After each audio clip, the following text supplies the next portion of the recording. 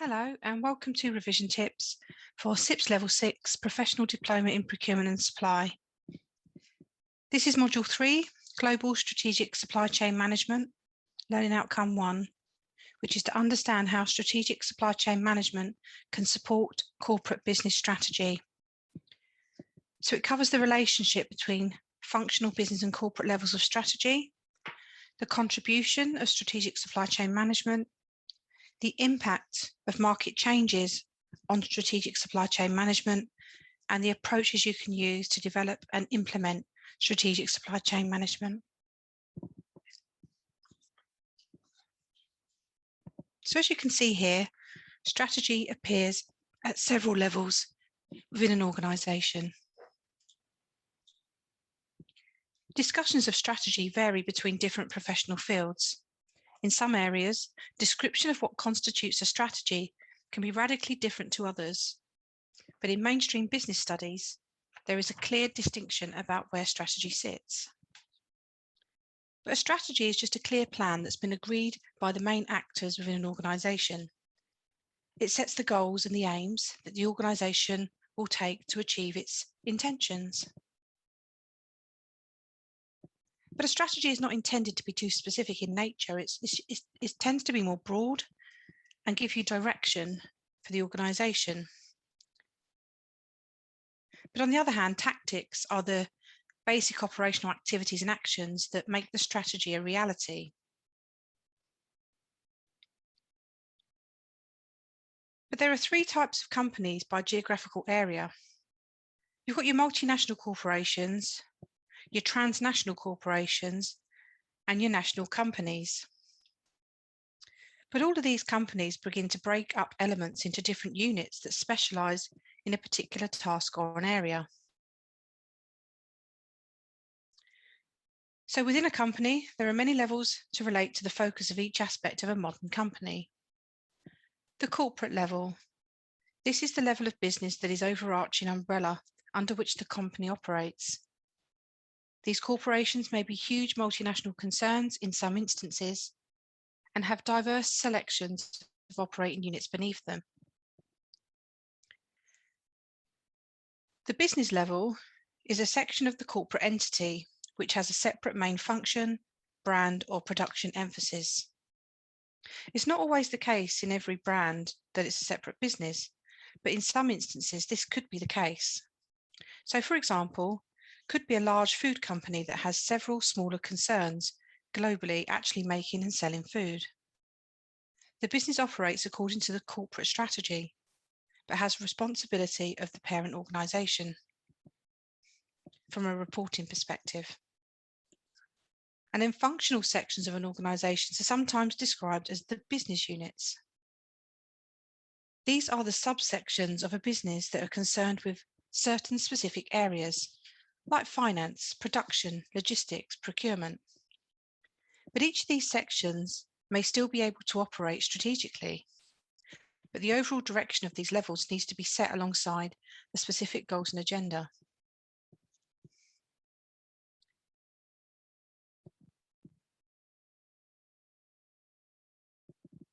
Now, goals and strategies are quite different. A goal is an intended aim, where the strategy is the agenda used to reach them. The tactics or functions activities need to achieve the strategy they are built on in a manner that contributes to the intended outcomes.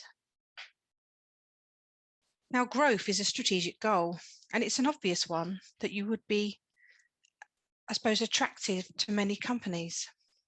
So the aim here is to increase your market share, your revenue, or your profitability through the expansion of the company's operations, whether that be the portfolio or a geographical reach. But to encourage growth, there needs to be a focus on the range of goods and services that are meaningful and worthwhile to the organisation. And there are a range of models that can be used to analyse growth strategies, but the most common one being the Boston Matrix, a very long-standing tool for focusing on the products and activities that are meaningful and that have potential. It involves evaluating products alongside two axes of relative market share for the existing and the growth rate, the speed at which the market or the product is increasing in overall value or size. So according to the Boston Consulting Group, the products that a company should focus on are those that have a high level of market share and a high rate of overall market growth. These can be signified by the stars. They offer the greatest scope overall for the company.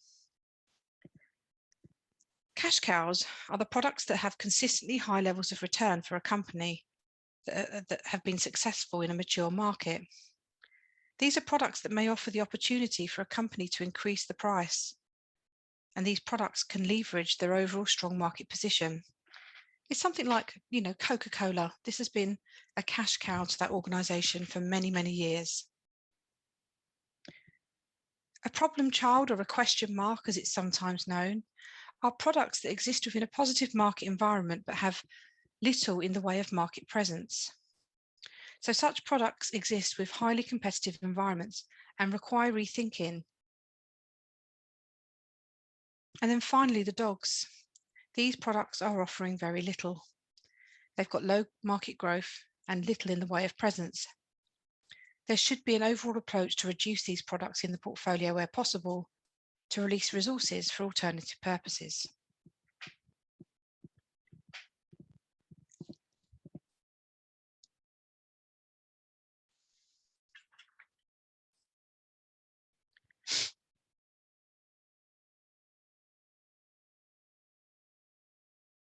Now, having defined the strategic goals that the company may have, several generic strategies present themselves as avenues for consideration. Michael Porter suggested that there are 4 main strategies that may be employed depending on the relative competitive advantage that a company has within each market. Each has benefits and costs to the organisation, both in terms of managerial load and overall market positions that result from that strategy. So you've got the scope on the left and the competitive advantage on the right. So from a scope perspective, you could be looking at something very niche or trying to attract the mass total market. And your advantage might be to focus on cost or differentiation. So in cost leadership, the company decides to be the lowest cost or the most competitive within the market for that type of goods. To follow this strategy, every advantage must be taken in the supply chain, with costs and inefficiency removed where possible. It doesn't require an absolute lowest price per product, but as this is a specific concern for product marketing, it will look at the perspective of the supply chain manager, the cost to produce the products that are then sold to the customer at the going market rate. Differentiation under this strategy, the company seeks to have different products from its competitors in a manner that is unrivaled. This may enable a relative premium in charge to the consumer, for the supply chain manager having a unique opportunity within the company that can be an expression of this differentiation strategy. So both of those are focusing on the mass total market. On the niche market, you can have a cost focus where you look to take a cost advantage. Now, this is different to cost leadership in that the price charged to consumers of the products are the subject of the focus. And differentiation focus, here is a market being targeted by the company, so having a smaller, more defined group for those products or services. But it's really important you don't get stuck in the middle. Have a very clear strategy, otherwise you could lose your competitive advantage.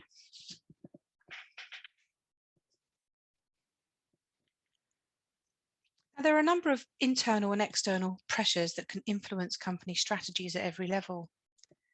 These pressures are often described as relating to the business environment and can be analysed by looking at key external institutions, social and technology changes that probably are covered by the steepled factors. So some of the external factors could be competitors in the market, new entrants, development of substitute products or services.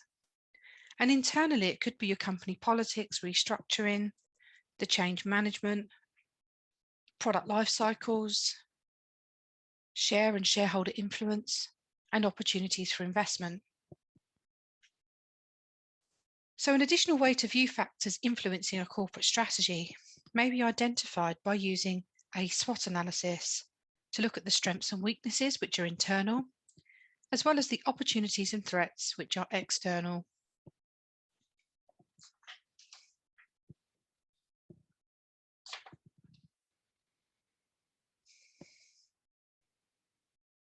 Now, improving the supply chain of a company is unlikely to result in a negative outcome, just as improving any aspects of a business will result in benefits for the overall enterprise. There are some specific ways where improvements in supply chain operations will lead to beneficial impacts. So, improved material flow through the business. The optimization of material flow through a business offers an opportunity to create value, not only in production, but also in other areas of the company. A quicker turnaround from design to realization allows companies to make strategic decisions about how they intend to engage with the market. Such improvements is pivotal to the development of differentiation in your corporate strategy. We then have information improvement. Efficient supply chains offer data from one step of the process to the next through the use of customer and supplier relationship management tools. At a high level, they offer data regarding the production and sales process that are further up the supply chain, allowing every level of the operation to become more efficient and responsive to the customer's needs. Embracing the data revolution has been facilitated through the advanced communication technology that was disrupted in a positive manner the way the companies operate. And the third one is the responsiveness to the market. So each of the improvements to the communications and flow of materials through the business lead to the overall strategic benefit. And this is all to do with improvements in the supply chain that improve responsiveness to the market conditions, with enhancements to the manner in which demand is communicated upstream from the supply chain, from the downstream customer base.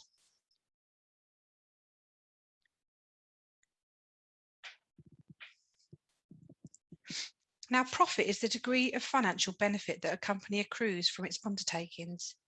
This is typically the difference between the cost of undertaking an operation, making a product or fulfilling a service, and the price that that goods or service can be sold for. So the optimum level of profit is possible. And of course, the essential purpose of an organisation is to make a profit, whether they're a large multinational or a small corner shop. But the amount spent on undertaking is not unnecessarily the greatest area of cost. Instead, the opportunity cost of doing one activity, developing one product, as opposed to another, can mean that there is a loss of opportunity to make a greater level of profit.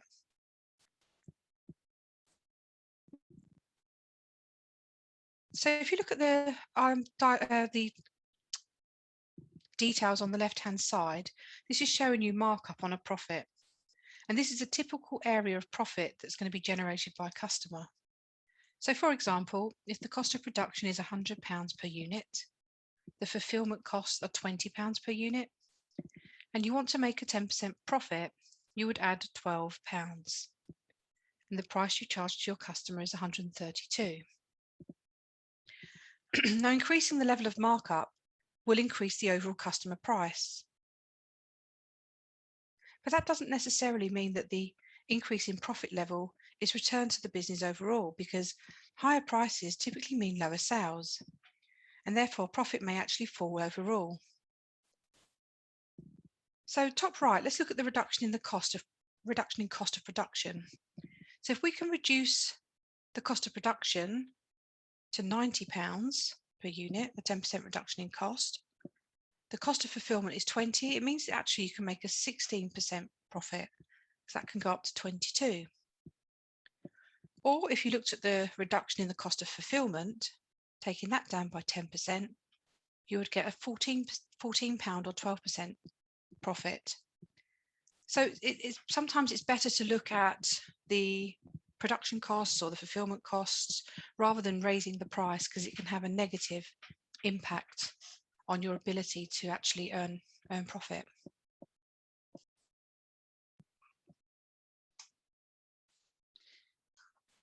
We're now going to look at risk.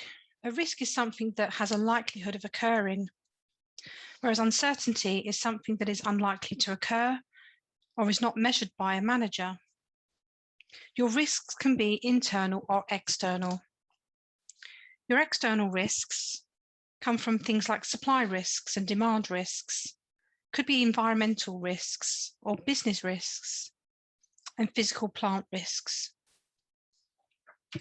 The internal risks could be from your processes, so the manufacturing and process risks, anything relating to business, such as your key personnel or your processes, network or planning and control risks, security risks, mitigation and contingency risks, and organizational cultural risks. Manoj and Menza identified the following 4 categories of risk to the supply chain. So the supply is the incoming of goods and services, which obviously has risks because it's outside of our control. The same with demand. I mean, the demand coming from customers can fluctuate. One minute it's high, next minute it's low. From an operational perspective, it's the activities undertaken within a company. And the security risks are risks like theft, loss of knowledge, or sabotage. So what you can see here is the risk management matrix, which combines likelihood and impact of a risk happening. So what you see on the left-hand side is the likelihood, which scales from something that's very unlikely to happen all the way through to something that is almost certain, very, very likely.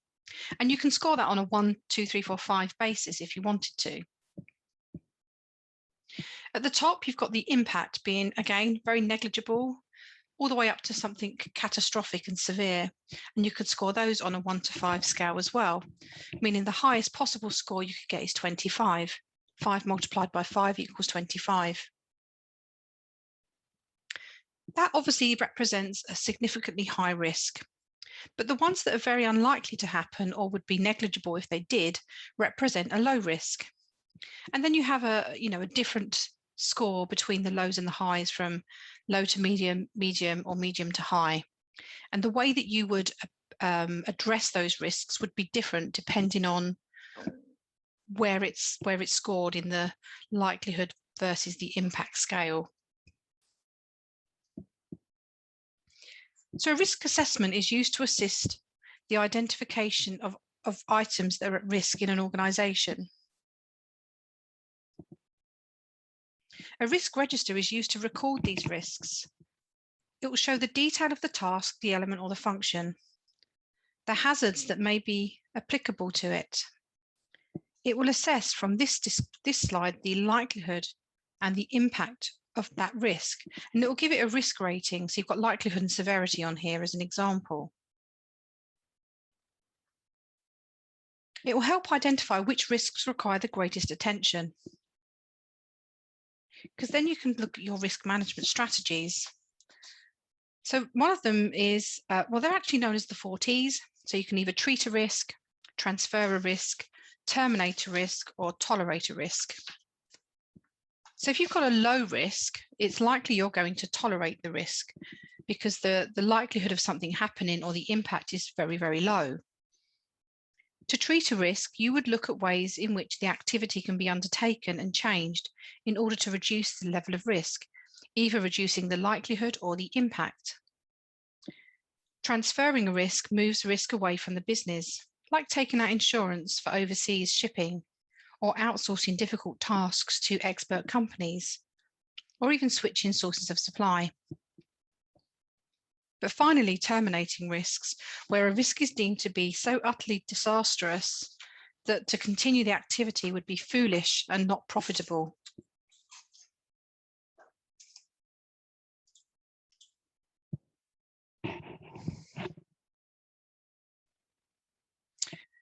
So let's now look at some of the risk management strategies. Risk and corporate strategy is the process of identifying, evaluating, and then strategizing the approach to risk, which contributes to the overall performance of a company and its capacity to engage with its customers. And so a more risk-accepting company may gain greater competitive advantage by being able to move swiftly against prevailing market trends that competitors would be unsettled by. Risk and failure. There are areas of risk in everyday life associated with any business, and these need to be monitored in the same manner as a decision-based risk. So processes undertaken by companies on a regular basis are just as at risk of a machinery used in a production or a supply chain that operates to bring the materials to the company. And that's really important in those companies that have chosen to operate at the margins of a robust business model. So an example of a deliberate acceptance to move towards a less robust and more fragile system may be seen in just-in-time and lean supply strategies. They don't really allow for much deviation from the specified system. Operations resilience is the planning in multiple levels of safeguards to ensure that risks are mitigated at the outset in a coherent structural manner, particularly at points where there is a link in the supply chain of some form of change that's apparent. So some of these failures could include a supply failure, human resource failure, organizational failure, technology failures, product service design failures, customer failures, environmental disruption and e-security.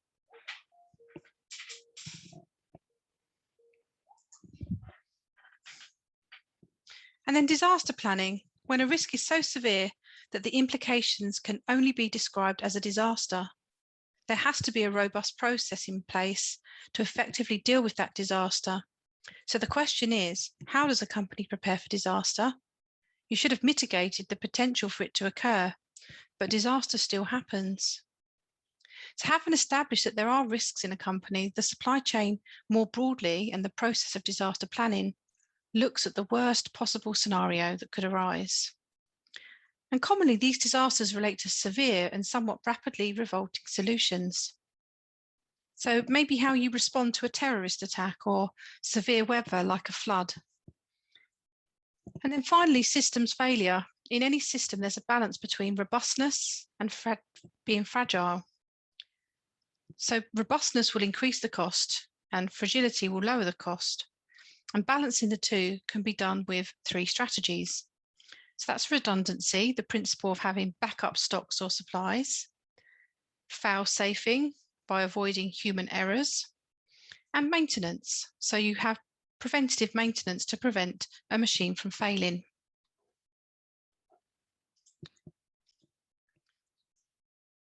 So we're now going to look at 3 main routes to achieving competitive advantage in a company's external and internal customer-facing perspectives.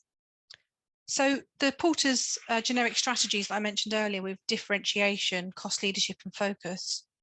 So the differentiation is the degree to which a company offers something different to the rest of the market.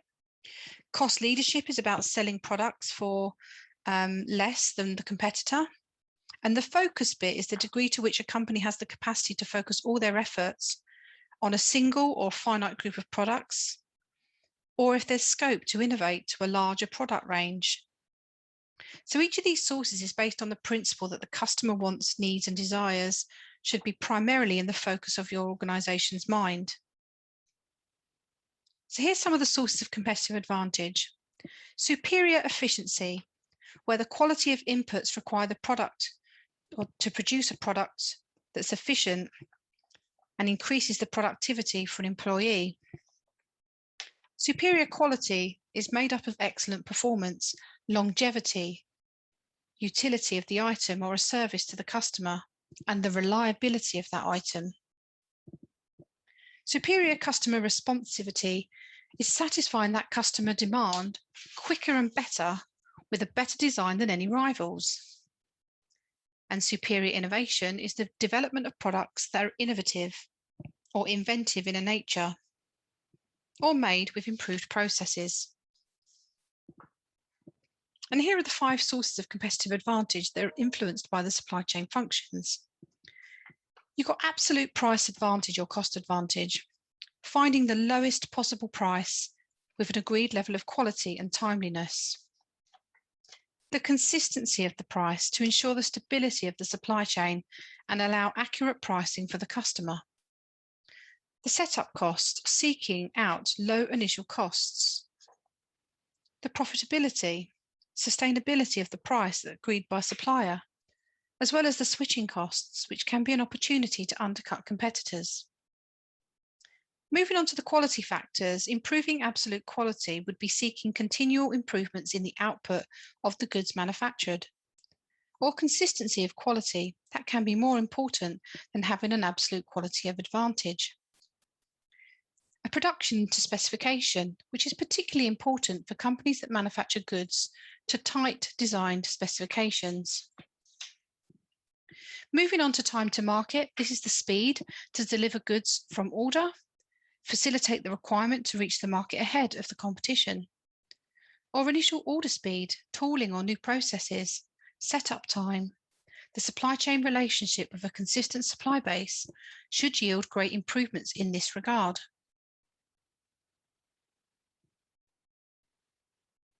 Consistency of delivery, particularly important in lean organizations. Moving on to product differentiation, we can look at things like variety. In retail context, the manner in which the supply chain links to the goods offered is particularly important. Alternative sourcing strategies to provide a level of resilience to the supply chain.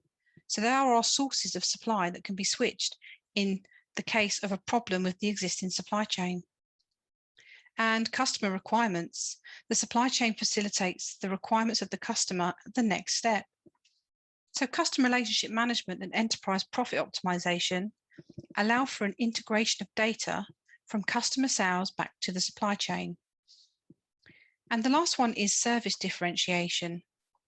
So the differentiation of service offers to a customer. So alternative sourcing of services can create unique overall company performance. For example, using a different computer system. Or outsourcing activities offering to specialist customers or companies. The main contracting company manages the entire process of delivery of service rather than actually operating it itself.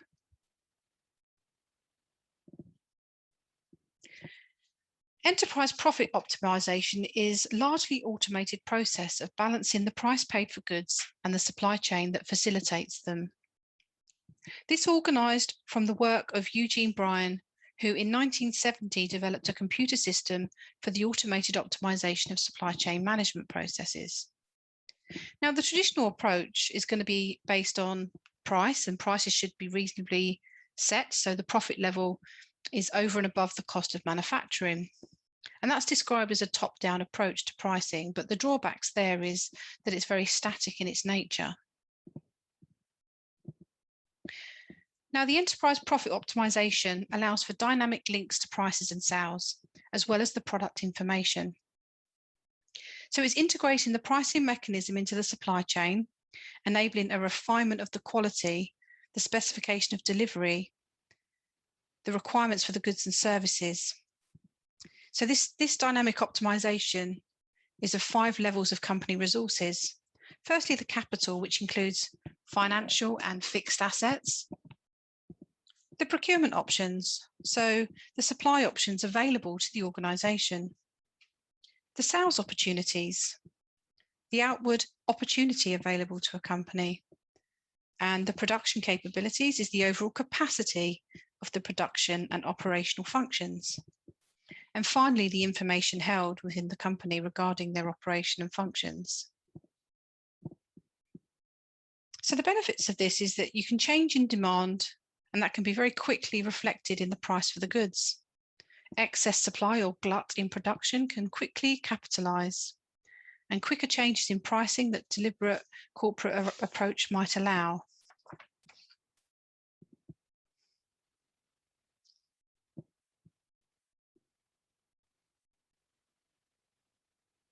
Now, outsourcing is the process of purchasing goods, services, and products from a third party.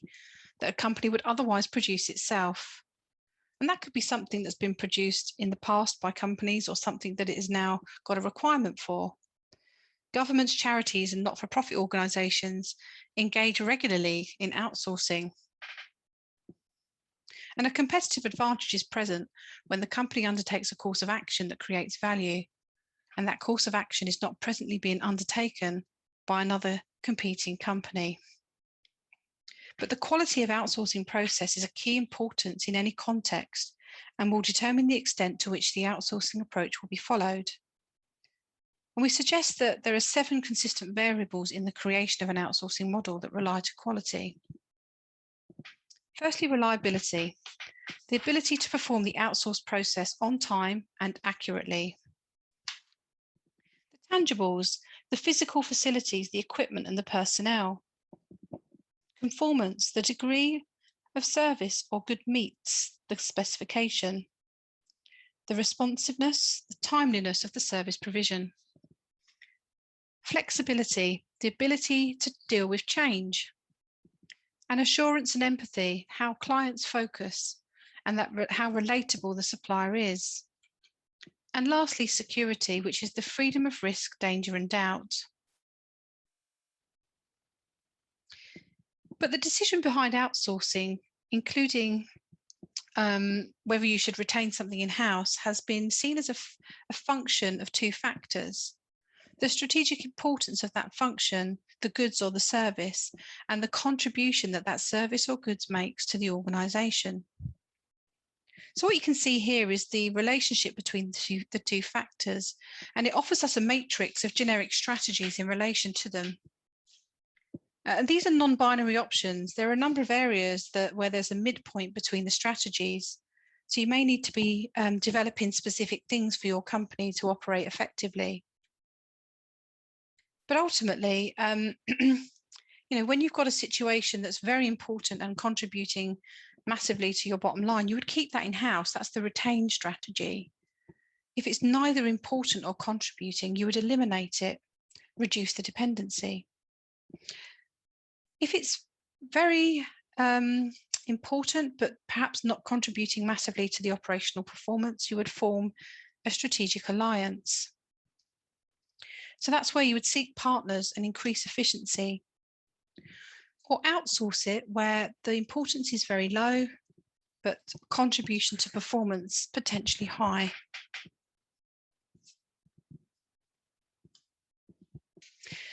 Now, in aspects of outsourcing, that may be seen as activity of offshoring. This is a process of sourcing an activity, good or service from an overseas supplier. A key aspect of a decision to outsource any element of a business would involve recognition that a third-party supplier can provide the goods or services required. And companies that are based in countries where there are high costs for the factors of production may wish to seek out cheaper countries to purchase from, assuming that all factors other than cost are comparable. But other terms are often used when discussing offshoring, namely onshoring and nearshoring. Onshoring is where production processes or services have been offshore and returned to a domestic supplier. Nearshoring is similar, but involves moving the service to a country adjacent to the one where the company is based. So, for example, if you're based in Portugal, you may choose to nearshore to Spain, having previously offshored to Brazil.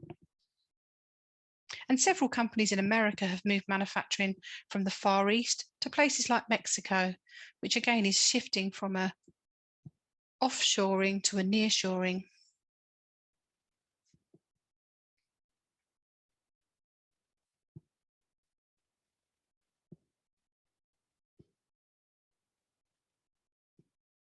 We're now going to look at total quality management. That was developed in the 1990s based on the writing of Labovitz, Chang, and Rosansky. Their conclusions were that there were a consistent ratio between cost of quality failure and the need to provide attention in order to drive maximum returns. So in short, the quicker an action is taken to solve a problem, then the lower the cost. So for example, if the cost of prevention as seen by TQM is $1 per action, Correcting a failure once it has occurred has a significantly greater cost of $100 per action. This is known as the 1, 10, 100 rule. And there's a hierarchy of those 3 levels. So the rule was developed with the TQM perspective that quality should be first and foremost in the minds of managers, and that retaining the quality of a product was imperative in order to effectively operate the business. And to do otherwise may cost upward of 100 times the cost of preventing the problem in the first place. But the TQM approach founded the movement towards deeper analysis of supply chain deficiencies through tools such as Six Sigma, which was developed by Motorola in 1987 to aggressively reduce its failure rate and improve profitability. Now, fewer impacts on supply chains when it comes to globalisation.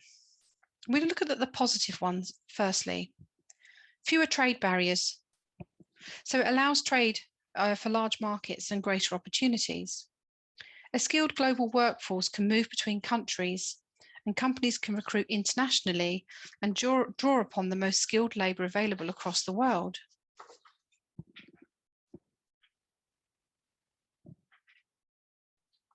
More room for companies to use economies of scale in their production due to large markets.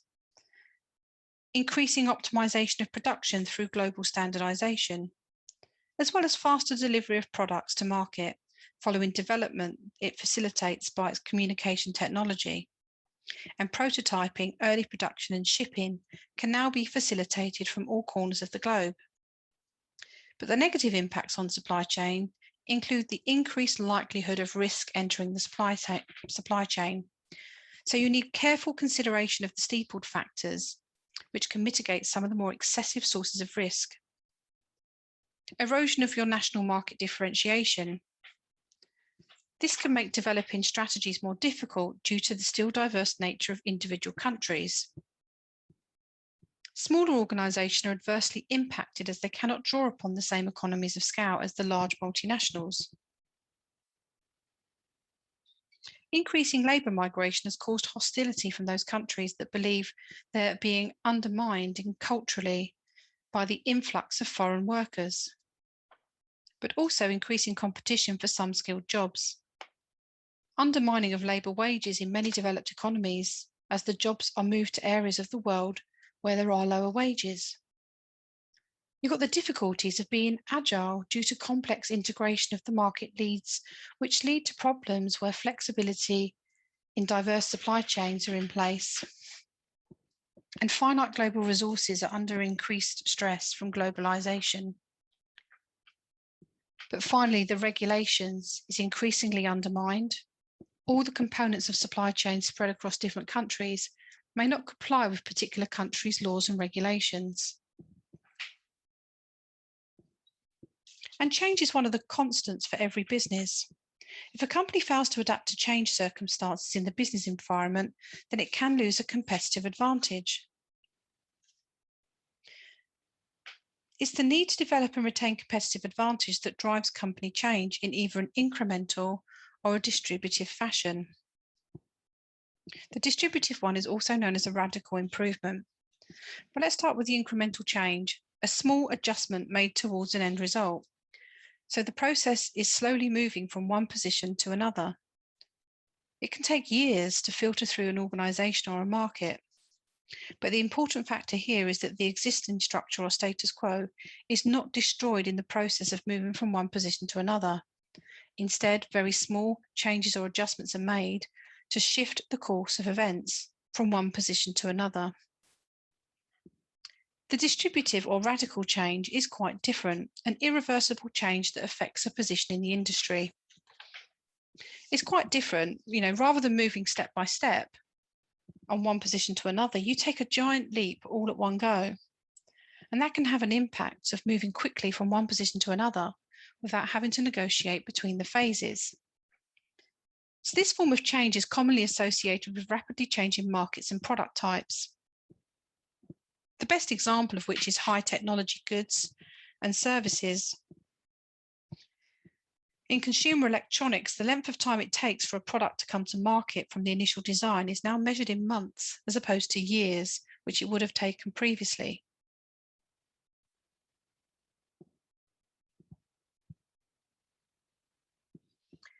Now, understanding how markets change is an important aspect of evaluating how a company may interact with them. The position itself might be considered from one of the steeple factors, and it may have been referred to as largely static and unchanged rather than a dynamic business environment. But the three main aspects of how markets change come from the structure of the markets, the expansion and size of the markets, and the actor-centric changes, which are the forces between the actors and the market. So the structural change is about understanding how markets change at a structural level. They're social constructors that are built from interactions between a number of companies buying and selling to one another. This mechanism has determined how these interactions occur, with a mixture of social, cultural forces, legal, regulatory, and technical instruments that facilitate the effective working of a market.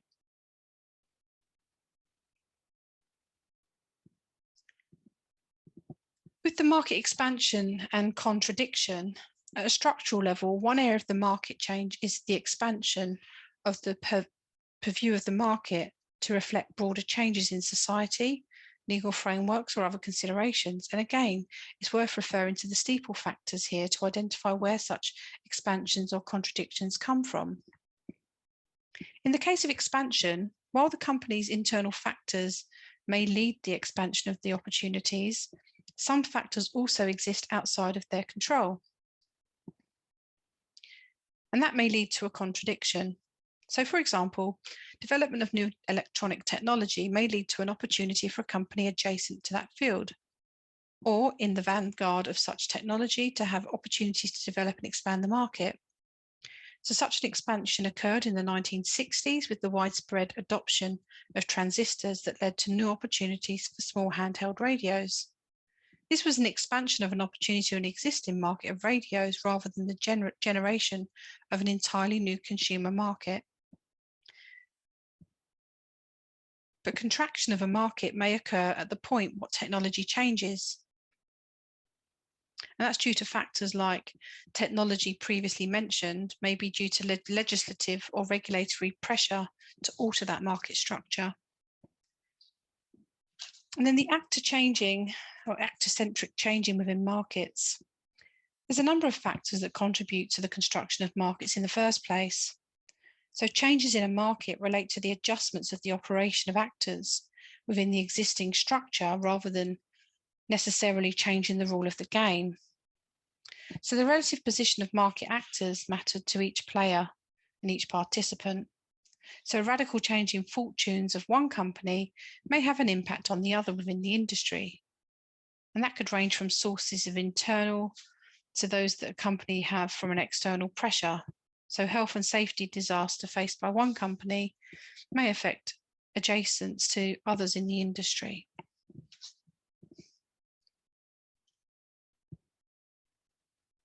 So we're now going to look at strategic alignment. What is it? It's the coherent positioning of both a company's strategy and their processes to deliver a competitive advantage.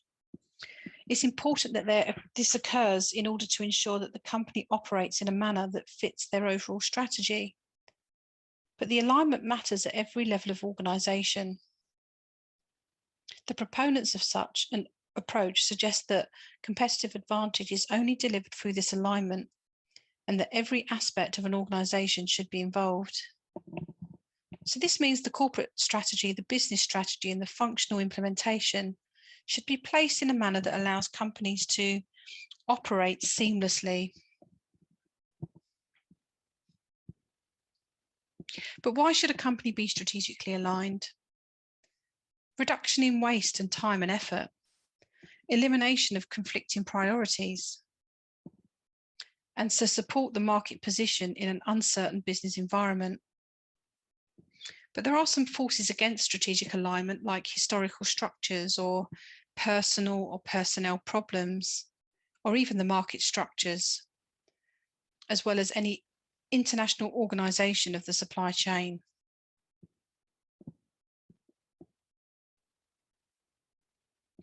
Now, management systems can be used to monitor relationships with suppliers and customers in the supply chain. So you've got the downstream, which are your customers. The management system used are CRM tools, customer relationship management. And the upstream is our suppliers. The management systems we use here are SRM tools, supplier relationship managements. So for customer relationship management tools, they collate all the information available about a customer and can present reports of information, enabling improved service to the customer by tracking warranties, spare or replacement parts, enabling a client relationship to be developed by storing ongoing emails and communications, and can be used to link demand that is logged to the CRM system with the supplier base of a company and establishing the maximum return on investment that gathering data like that will give them. Supplier relationship management systems, on the other hand, are used to collate all the information available about a supplier and their present reports. All this information is very helpful for a manager because you can monitor KPIs, develop ranking information on suppliers, and an overall supplier engagement. You can engage with suppliers in a way that best aligns with the strategic direction of the company. And you can automate some elements of collecting data, which generates further value for all your supply chain partners.